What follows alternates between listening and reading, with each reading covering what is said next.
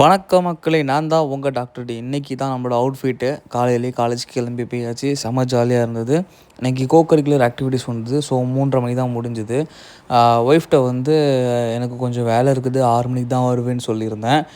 ஆனால் பார்த்தீங்கன்னா unfortunately 3:30க்கு college முடிஞ்சதுமே கிளம்புறது மாதிரி ஐடியா ஆகிடுச்சு.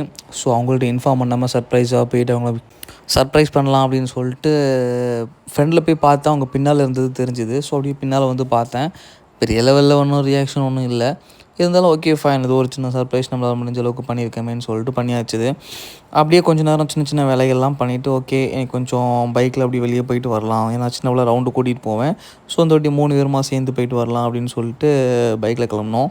இன்றைக்கி பார்த்தீங்கன்னா மாமாவுக்கு பைக் எடுத்துகிட்டு அவங்கள ஓட்ட விட்டுட்டு நாங்கள் 2 பின்னாலேருந்து வைப் பண்ணிட்டே போனோம். ஜாலியாக தான் இருந்தது. ஐரன் ரொம்ப ஹாப்பியாக இருந்தாங்க. ஏன்னா ஃபஸ்ட் டைம் நாங்கள் 2 அப்படி பின்னாலேருந்து போகிற அந்த எக்ஸ்பீரியன்ஸ் வந்தது ரொம்பவே சூப்பராக இருந்தது.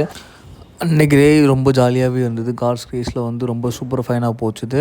அப்படியே வீட்டில் வந்து செடிக்கெலாம் தண்ணி பாய்ச்சிட்டு இந்த ஸ்பைடரை பிடிச்சி ஒரு வீடியோ எடுத்துகிட்டு பின்னால் போனோம். அப்படியே நைட் ஆகிடுச்சு. கோழிங்கெல்லாம் வந்து தூங்க போயிடுச்சு. அப்படி நாங்களும் தூங்க வந்துட்டோம். அவ்வளோதான். Bye bye, see you tomorrow.